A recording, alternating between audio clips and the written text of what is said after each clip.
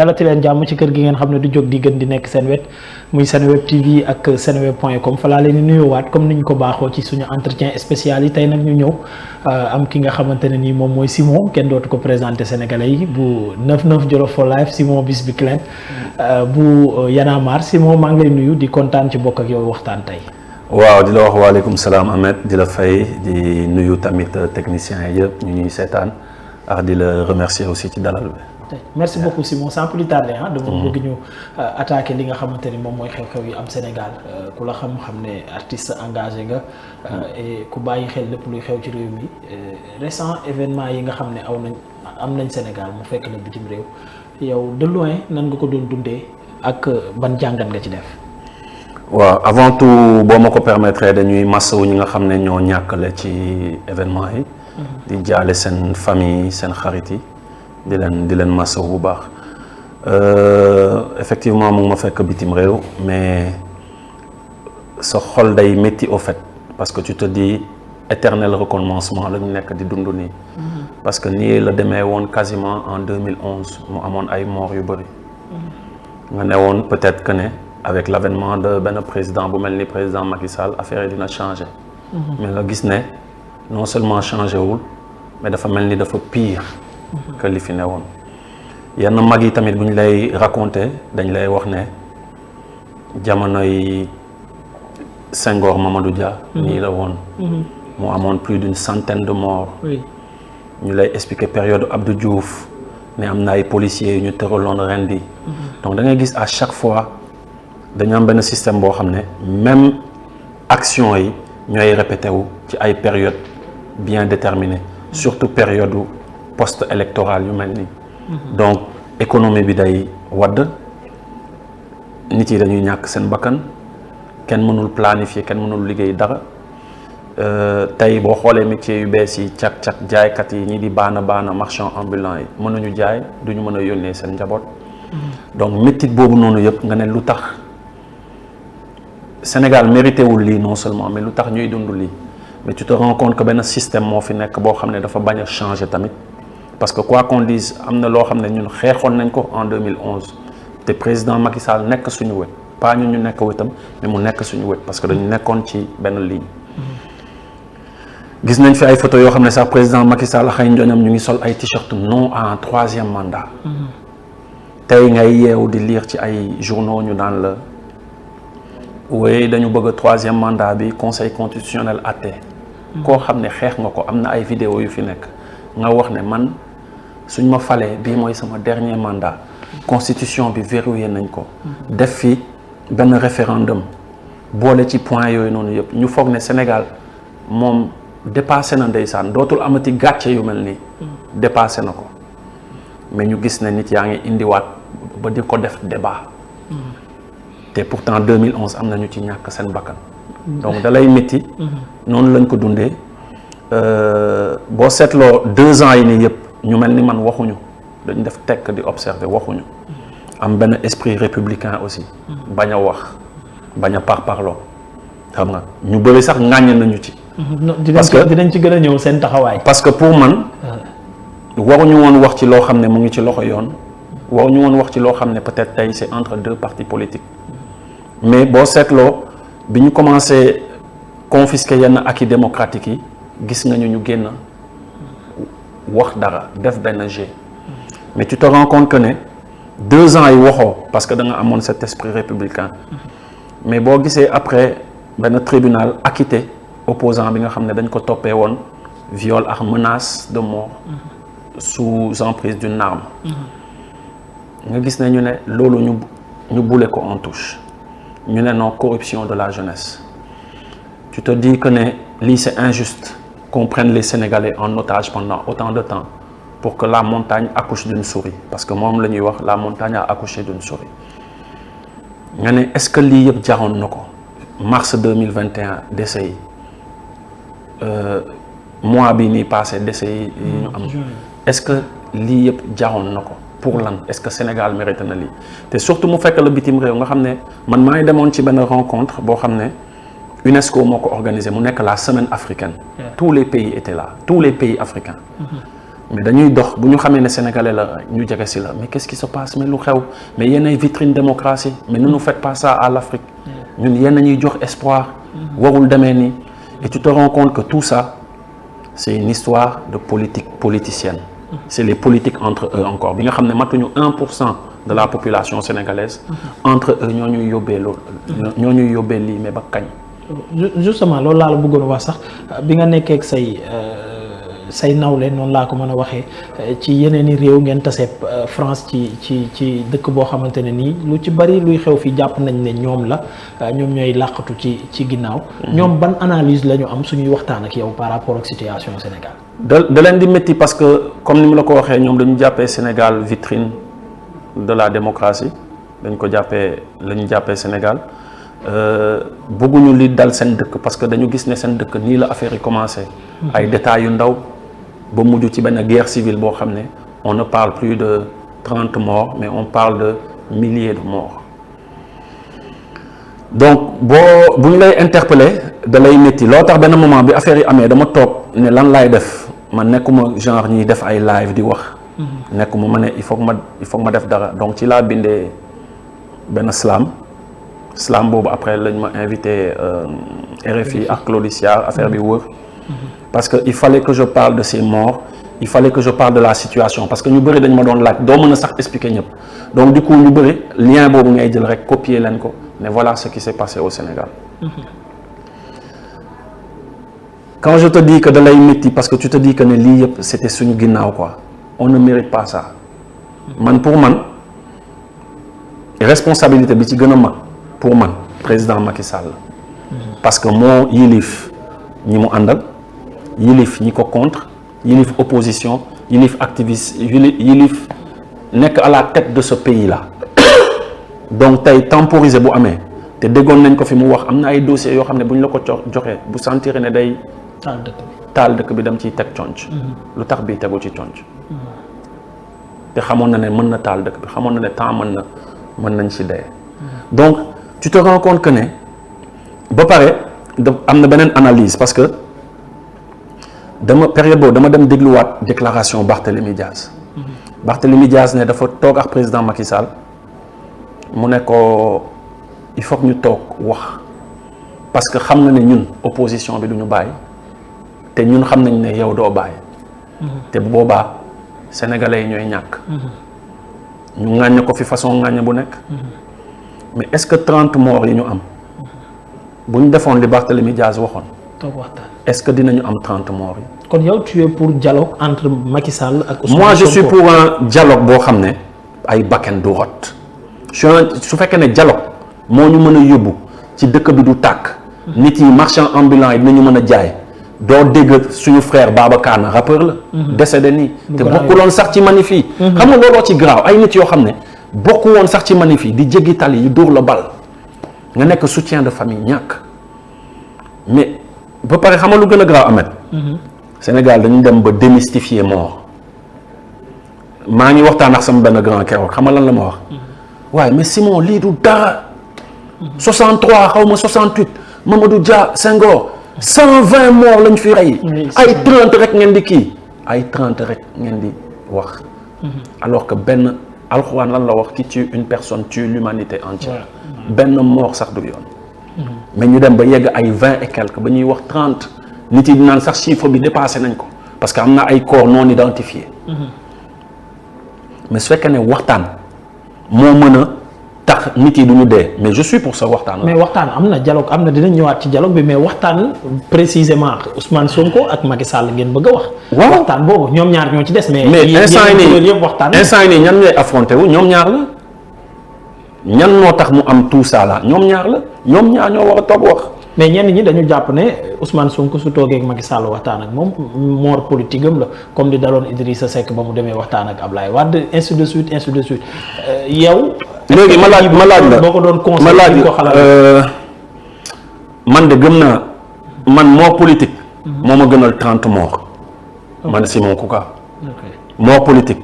moo ma gënal ay trentaine de ndaw di dee seen famille di jooy. man pour man xam nga kenn waxul dem leen dil kenn waxul dem leen pàccoo dañu ne comment éviter tout ça te sànq dama doon continuer tamit parce que tey su fekkee ne tamit séparation des pouvoirs amoon na entre l'exécutif le judiciaire ak le législatif amaana peut-être du ñu yegg ci cas yi mais nit yi dañu dem ba démystifier justice gaa am na nag ñu nekk ci biir di xeex gaa am na ñoo xam ne ba tey ñu ngi taxaw fu ñu taxaw mais nit yi dañu dem ba démystifier ndax genre jugement yi nii ñu joxe jugee ci viol jugee ci menace de mort atterrir ci corruption de la jeunesse xam nga séquestrer nit xam nga xoolal tey yaa ngi stigmatiser ñu ngi def lu doy waar te ils s'en rendent pas compte ils sont en train de stigmatiser toute une région ñu naan ay bus dematul Casamance arrêté nañu bateau bi à une certaine heure bu la fekkee ci yenn zone yi fa ngay fanaan ba ëllëg sa nga départ yaa ngi yee loo xam ne xëy na nit yi mu ngi woon seen ginnaaw mais bés bu jógaatee mais leneen la ñuy wax mais dafa mel ni c'est fait exprès cuune ñu mel ni man buñ ci waxee ñu ne parce que vous êtes Casaçais vous en parlez non je suis désolé man fii laa juddoo fii laa yaroo fii laa màggee samay parents ñooy Casaçais mais est-ce que c'est normal de stigmatiser une région comme ça nga tëj ko nii nga enclavé waat ko nii boo ci waxee ñu ne soit fii nga far soit fële nga far non on doit pouvoir en parler loo tax ma ne l'une des seules personnes responsables c'est le président Macky Sall. D'accord. Moom moo war a oote moom moo war a dem sax gars yi dàq ko mu ñëwaat parce que bi muy kenn dóoru ko ay yàpp pour ne ko kaay nekk président moo ko bëgg te moo yilif ñëpp donc à un certain moment il faut que ñu teg bal bi ci suuf et pour ñu teg bal bi ci suuf mais nañu may nit yi jàmm tamit quoi. ok pour jeexal ci événement yi xew question troisième mandat bi bokk na ci li yokk a tax ku jigi wala ndaw yi di génn di wàcc ci tali bi après 13 ans Simon Y'en a marre liggéey bu ngeen fi defoon événement 23 juin ñu ngi ci anniversaire am sax justement ñu toogaat ci même débat yi est-ce que du finalement ñun ñoo am problème parce que kuy waaj a ñëw rek yaa fi gën mais boo ñëwee rek yaa gën a bon ñëpp. est-ce que du finalement ñun ñoo am problème ci tànneef wala ñun ñoo naïf ba ku ñëw rek nax ñu jaar suñu kaw jàll ba am li mu bëgg c'est quoi le problème exactement. xam nga lii moo tax bi ma waxtaanee keroog ak Aliou Sané mu nekk suñu coordinateur mouvement Y'en a marre nekkaale coordinateur u F24. dama ko ne Aliou man F24 dama am ay réserve quoi. yu bëri parce que. ku jéggi yëpp ñu ngi ci F24 toute l'opposition il faudrait signer loo leen ay këyit yu leer nañ ne réforme institutionnelle yi dañ koy def mooy maanaam séparation des pouvoirs ñuy wax ku ci toog ci ñoom parce que ñëpp a ngi fa opposition bi yëpp a ngi F24 ku ci toog ci ñoom nga signer ñu ay këyit yu leer nañ këyit yoo xam ne dañ koy yóbbu tamit kilifa diine yi këru kilifa diine yi seen représentants yi seen porte-parole yi nekk témoin télé yi site yi télé yi ñëpp ñëw caméra en plus de signer nga wax ñu wax ci réforme institutionnelle ñu wax ci situer les responsabilités parce que chaque poste électoral mu am ay dee après gars yi ñëw toog ñu falaat gouvernement bu bees waaw salaire yi dugg position yi lépp nice lépp kii tu oublies les morts non justice sera faite dañuy duut baaraam ci lii il faut que les responsabilités soient situées nga signal ñu ko signal ñu ne manifestation dootuñu ko interdire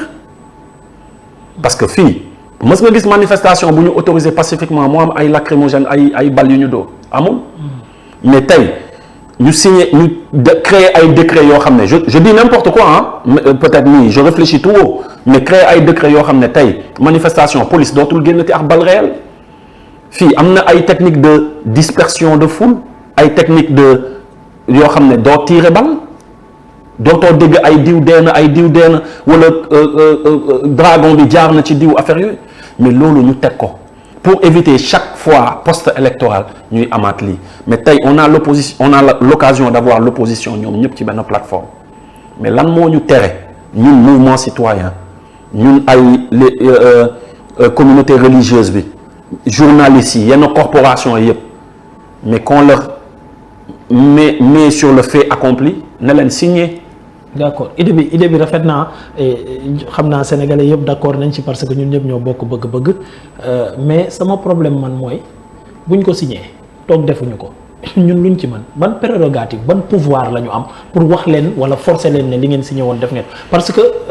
le président Macky Sall bu muy toog fii ak assises yi ak li ñu waxante woon ñun ñëpp ak opposition bi avant muy toog leeroon na nañ ci bopp sénégalais yi la question du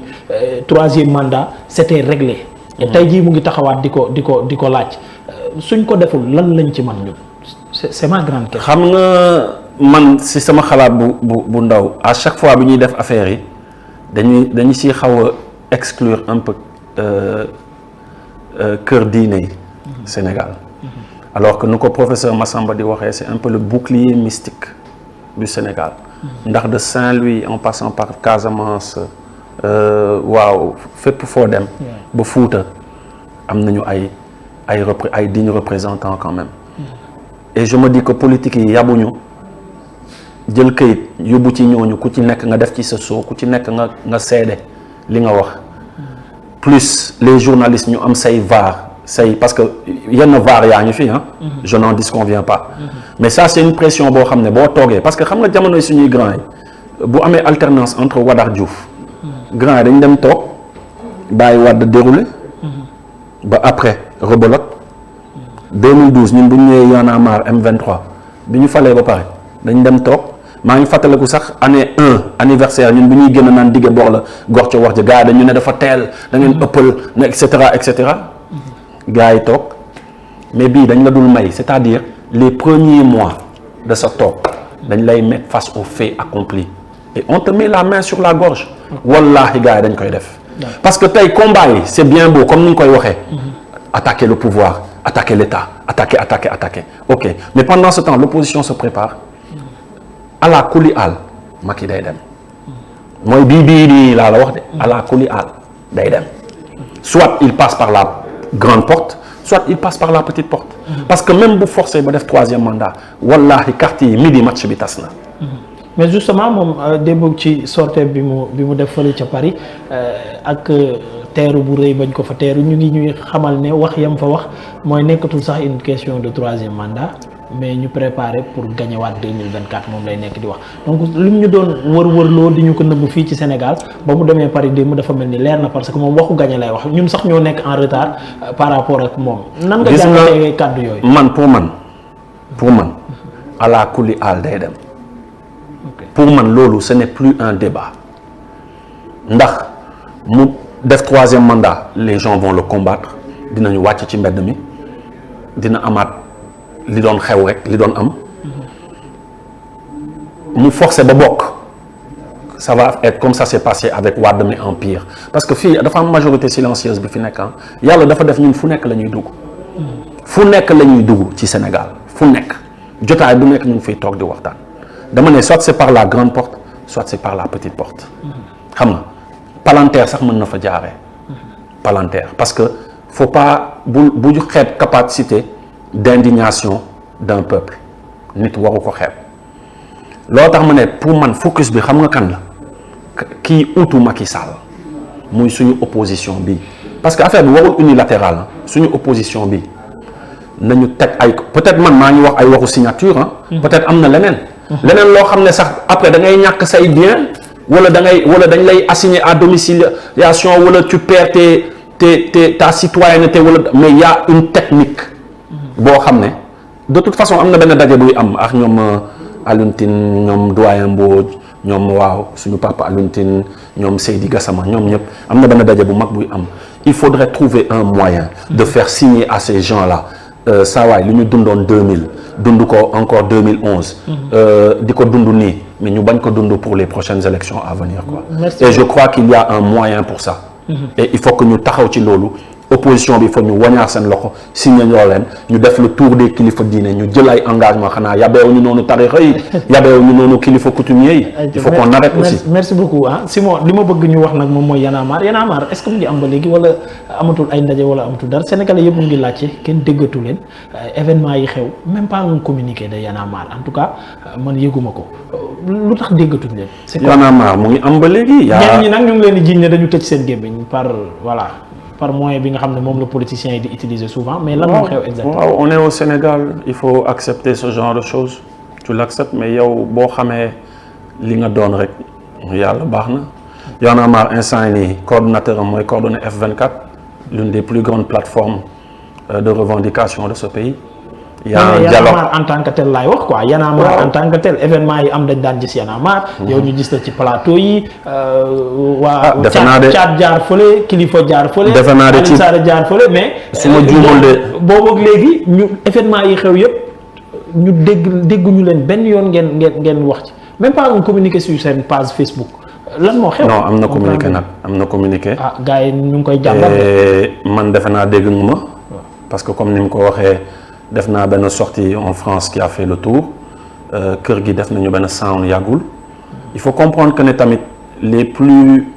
populaires Malal tu l'entends sur les plateaux il fait le tour. non mais loolu c'est à titre personnel man je parle de Y'en a marre. mais la structure mais loolu laa lay expliquer il faut comprendre que aujourd'hui nous les plus visibles. On n'a plus de responsabilité dans Y'en a marre amuñu titre on a décidé de laisser la place à nos petits frères parce que mënuñu di xeex à chaque fois di naan il faut alternance ñun ñuy bëgg a ñëw di nekk ci ay structures di fa def ay 10 ans 15 ans comme lu ñuy xeex. amul sens bon peut-être tu me diras que aujourd'hui Ahmed il préfère avoir fii Simon qu'avoir un Khafor parce que Khafor xamuñu ko. wala Youm xamuñu ko. tu vois donc je me dis que loolu mooy peut-être le bas blesse mais on l'a voulu comme ça aussi. C'est un mouvement boo xam ne on a dit il faut que mu am alternance. Thiat il est pas là tout le monde sait qu'il est malade waaw mu ngi States dafa dem faju ji donc voilà maintenant jeunes yi ñu ngi def lu ñu mën a ñun tamit dès qu'on a le micro on dit ce qu'on pense et on fait des rencontres bul xalaat ne dafa ñu ay rencontres de am na fi daje yu bëri yoo xam ne ñun ñoo ko choqué am na fi ñu bëri tey bu ñu jotee affaires yi à l'international c'est parce que Y'en a marre tey moo takk ay dàllam dem jug doxi ñooñu noonu. ok maa ngi wax sànq ci dañ leen a noppiloo ñenn ñi wax ne problème yi ngeen am récemment ak justice moom moo tax ngeen noppi problème mu terrain yi ñuy dégg Y'en a marre aussi c'est l'occasion nga leeralal ñu si est-ce que du loolu moom moo leen freiner un tout petit peu. mënuñu ñu freiner parce que ñu ngi nii. non noppi gi daawoo leen noppee nii expliquer Sénégalais yi lan mooy. xam nga Ahmed ñu mel ni man je n'ai vraiment rien à expliquer aux Sénégalais parce que Sénégalais fekk ñu ma sama kër ne ma Simon jógal xeexal te xeexaluma Sénégalais yi Sénégal lay xeexal parce que Sénégalais yi ñoo lay tàccu tey ñoo lay xalab suba tu vois maintenant tu viens d'évoquer ne am nañu benn truc boo xam ne mu ngi en ci instance yi mu ngi ci justice. yàgguñu ci procès ñu ngi xaar procès ba tey. ok procès bu bizarre sax parce que boobu ba tey ñu ngi nii toog di xaar mais lu bëri dina leer. mais dès que tu dois nous entendre. c'est-à-dire dañu dégg ci lu ñàkk fayda moo tax mu am lenteur nii. amul lenteur mon frère xam nga amul lenteur tey fukk bi ñu amoon en 2011 on avait la trentaine mon frère. ok tey on a la quarantaine passée. fukk yi mënul bokk. et comme je dis il faut qu'on laisse tamit nos petits frères faire leurs preuves. tey on a de nouveaux porte-parole on a de nouveaux yoo xam ne ñooy gérer administration bi ñun fi ñu toogoon démb mën a am autorisation dem fu nekk wax jóg parce que amoon mbubbu porte-parole yooyu amatuñu ko. maintenant je peux parler au nom de Simon Kouka je peux parler au nom de man sama casquette wu artiste rappeur producteur sénégalais. voilà mais le mouvement dañu sant mouvement Y'en a marre tey tax na que jeunes yi ni ñu intéressé woo tey ci politique mosuñu ko intéressé wu et je crois que Y'en a marre en 2011 a joué énormément donc tey tu vois beaucoup de gens parler sur les réseaux sociaux faire des sorties créer des mouvements fu ñu ko gisee. merci beaucoup je rappelle ami internet ñu ngi dalal tey Simon bu Y'en a marre mu ñëw doon waxtaan ak ñun ci li nga xam ne moom mooy actualité bi ak ay actualité moom ci boppam justement nga génnoon fan yi dem Europe lan moo sababoom génn bi parce que gis nañ RFI bi nag extrait boobu moom moo gën a def tour des réseaux sociaux mais du loolu rek moo la fa yóbboon lan moo nekkoon tànk yi biir Europe exactement. waaw maa ngi koy wax sànq dama demoon pour participer à semaine africaine. bu UNESCO nga xam ne par rapport ak benn projet bu may piloté bu tudd solo fii consommer local mooy s'habiller local. donc ma demoon pour exposer un peu l'artisanat sénégalais donc amoon tamit beneen projet en parallèle bi ñu doon piloté looloo moo tax sax joué ci salle bi jour boobu mooy l'histoire râpée. mooy décoloniser le savoir. Parce que dama seetlu que ne Sénégal dafa yàgg ci am ay programme yoo xam ne on nous apprend beaucoup histoire européenne Asie ay la Chine de Mao Tse-tung Chiang Kai-shek ay le Japon du Meiji xam nga ay on connaît par cœur ay ñoom Charlemagne ñoom Napoléon Bonaparte mais xamuñu Cheikh Anta Diop xam nga xamuñu la révolution Torodo bu Thierno Souleymane Baal xamuñu Kouroukan Fouga bu Charte du Mandé donc loolu laa def projet donc mu intéressé woon trop tamit UNESCO ma def ko projet pour tamit présenter ko et loolu moo ma taxoon dem am tamit yeneen partenariat ak yenn universités yi parce que am na ay universités yu bëri qui s'intéressent à personnalité yi yëpp yu ma cité. ok waxtaan boobu ban njariñ ak ban solo la nar a am pour ñun sénégalais yi. solo bi mu nar a am mooy tey on va essayer de le sortir sous format de capsule pour que ñun tamit suñu jeunesse. xam un peu seen histoire. parce que comme ni mu la ko waxee ndaw ñu bëri ñu ngi engagé ñu ngi demee benn fukk mais xamuñu histoire politique du Sénégal xamuñu yenn révolution yoo xam ne jot na fi am ñi ko def. ñu xamal leen révolution yooyu ñu xam ne tey politique bi commencé wul barki démb quoi. te tey tamit comme duñu ko jàngal école ça va nous permettre parce que war na génn sous format de livre ak ay capsule vidéo ci benn application et cetera duñu ko jàngal école ça va permettre tamit à ndaw ñi ñu xam tey Ndaté Yàlla Mbodj face à Faidherbe lan la defoon jamono jooju la Waalo lan la reine Ndaté Yàlla représenté qu'est-ce que Aline Sitoé Diatta représenté mu nekk un levier tamit pour l'éducation nationale pour que ñu def benn plaidoyer pour mu bokk tamit ci programme scolaire yi ñuy jàngale figure emblématique yooyu noonu marqué Sénégal. donc projet bi en gros loolu comme que mënatuma fi nekk di naan man maay king man maay kang man maay dawal teel oto xool leen dàll Gucci yi may sol wala Versace il faut que ma def loo xam ne quand même sama âge la dagg parti bi ne yaa ngi classe ñoom Ngaaka ak ñoom Akhlou Briand loolu la ñuy wax. non samay yaa ngi classe gars yi samay grand la ñu dem leen classe samay grand la. mais Simon waxtu bi moo ñu xocc. bëggoon naa ñu waxtaane lu bëree bëri mais benn point rek laa bëgg ñu frôler ko rek daal di tëj jotaay bi. moom mooy dialogue bi sànq maa ngi ko doon cof. yenn ponk yi nga xam ne daal dinañ ci juboo entre opposition bi ak état bi jënd na lu ci mel ni Khalifa ak Karim mooy deux cas yi dañuy mujjee mën nañ bokk léegi ci élection yi ñu jëm am na yeneen i ponk. mais li ngay wax nii est-ce que c'est acté. président en tout cas dina génn le 25 mais en tout cas xibaar yu bëri yu génn tey ci journaux yi point yi nga xam ne juboo nañ ko bokk na ci point majeur yi ñett yi la Idrissa Seck confirmé nañ ko comme chef de l'opposition désormais c'est pas la personne de Idrissa Seck mais kiy jël élection présidentielle deuxième désormais d'office moom mooy nekk chef de l'opposition dootul am débat ci côté boobu. mais yeneen ñaari moom mooy. Khalifa ak kii dinañ bokk. nan nga jàngatee loolu ñu bëri jàpp ne ay din la pour exclure Ousmane Sonko nan nga ko jàngatee. parce que c'est Ousmane Sonko le chef de l'opposition je suis désolé. dañuy waxante dëgg te yàlla tax xam nga lii nag boo ko waxee ñu ne da nga bokk Pastef bokkuma Pastef. mais chef de l'opposition. xam nga faw mu am ay règles aussi xam nga démocratie faw mu am luy tënk nit ñi luy wane ne lii mooy président de la République lii mooy assemblée lii mooy opposition et kii mooy jiite opposition bi. Ahmed xam nga man lu tax ma nekk à l'aise. yaa ngi koy wax sànq da nga ne déggooñu. 2 ans dañu def tekk tey mën nañu wax. bu ñuy wax dëgg te yàlla tax. tey personne bi gën a incarner opposition Sénégal c'est Ousmane Sonko. nañu bàyyi yenn caaxaan yi ñu ngi foowee Sénégal te xamuñu ko ils s'en rendent pas compte. beneen point d'une manière légitime ngay wax. beneen point non du fii. ku ci xoolal dafa am luy def nit ki chef de l'opposition kenn ñemewul. teg sa loxo ci kaamil waat boo dee jullit waat ne xanaa nga ñeme yàlla dëggantaan waat ne Idrissa Seck mooy chef de l'opposition. kenn ñemewu ko dañuy waxante dëgg te loolu mooy biaiser dialogue bi ñuy wax nii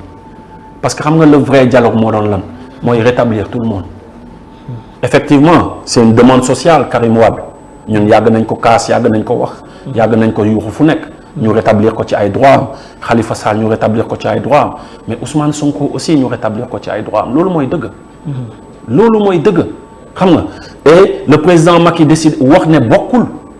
ne day taxawee gauche organisée xam nga loolu bu boobaa lan mooy am. l'histoire retiendra parce que pour la première fois au Sénégal les gens vont voter pour ay programme mais du ñu voter pour éliminer nit. président Macky Sall bu bokkee rek dina am ñoo xam ne vote sanction kese la ñuy def. du leneen mais moom tey am na occasion pour la première fois ci Sénégal. mu organiser ay élections yoo xam ne libre transparente yoo xam ne nit yi dinañu am xel bu dal pour tànn. mais na def loolu Sénégal jëm kanam jàmm ne ñooy c'est aussi simple que ça lii dafa ñaaw sax ci démocratie Sénégal ak fu ko mag yi ko jiitu moom yóbbu. waaw lii dafa ñaaw moom Wade mënoon na def de telle sorte que du bokk mais defu ko. d'accord merci beaucoup en tout cas jubóo nañ ci 12 ponk. ci ñeenti ponk donc la ñu juboowul donc troisième mandat bi nga xam ne ñoom nee nañ dañuy bàyyi conseil constitutionnel mu daal di koy àtte 23 juin nekk ci anniversaire am ban fàttaliku ak ban message nga ciy jox sénégalais yi. message bi may si jox mooy que ne le peuple sénégalais a toujours été un peuple de bañkat xeexkat yàgg nañ ko wone bien avant 23 juin 23 juin nag chance bi mooy peut-être. ñi gënoon emblématique il parlait beaucoup à la jeunesse bi da doon dafa identifier aussi ñoom ba tax tey ñu am benn jeunesse boo xam ne dafa intéressé wu trop ci politique jëlee ko xol nag jëlee ko dënn donc message bi may lancé mooy pour mu bañ mu amaat ci ay 23 juin ñu koy tuddee neneen na président Macky Sall teg balaa terre décidé wax ne du def 3e mandat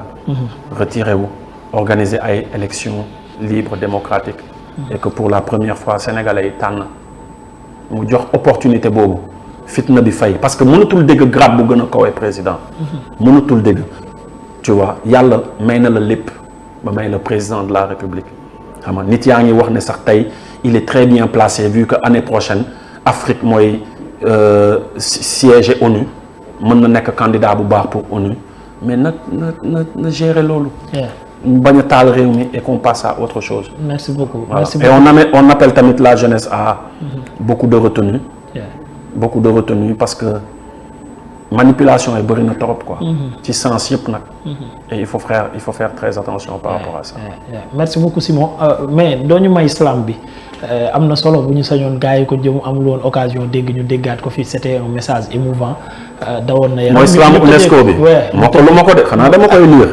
ayca noo ko defee baax na en tout cas. boobu moom xol laa ko bindee. ok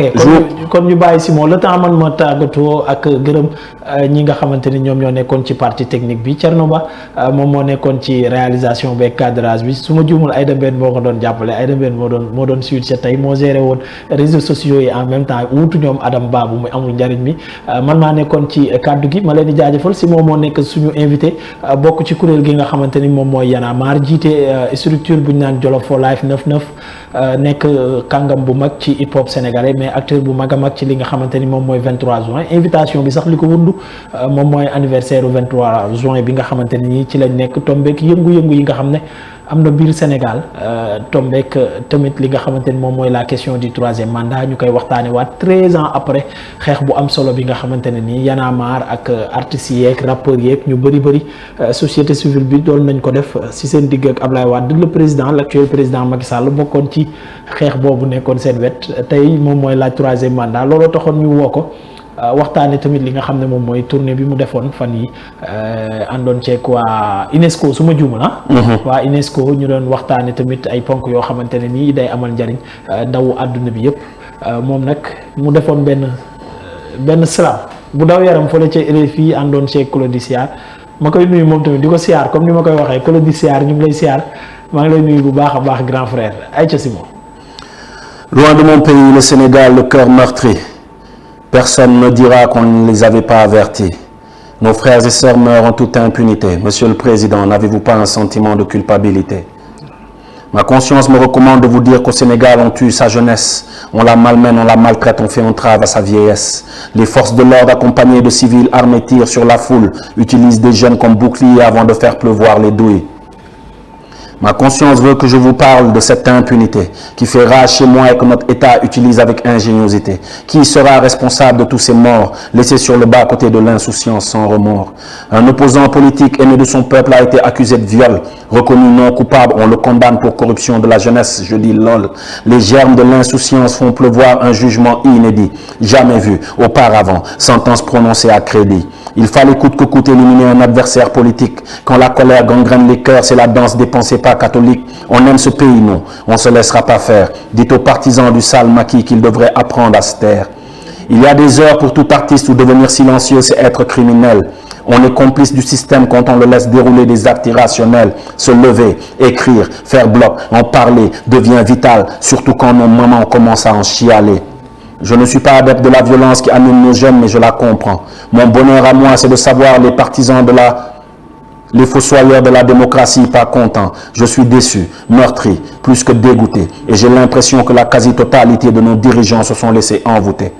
Par les biens matériels, les privilèges et autres postes, vous partagez les biens de ce pays entre potes. Mais sachez que l'engagement qui anime les cœurs viendra à bout de cette soif de pouvoir et de cette arrogance à laquelle vous avez pris goût. Forte pensée et prière pour tous ces âmes qui nous ont quittés, arrachés à la vie par des bourreaux avares d'équité. Mes pensées vont à leurs familles, à leurs amis et proches. Monsieur le Président, le soleil ne connaît pas l'utilité d'une torche. Le soleil ne connaît pas l'utilité d'une torche. Merci beaucoup Simon la woon di leen jaajëfal bu baax a baax ba beneen yoon jaa ngeen jëf.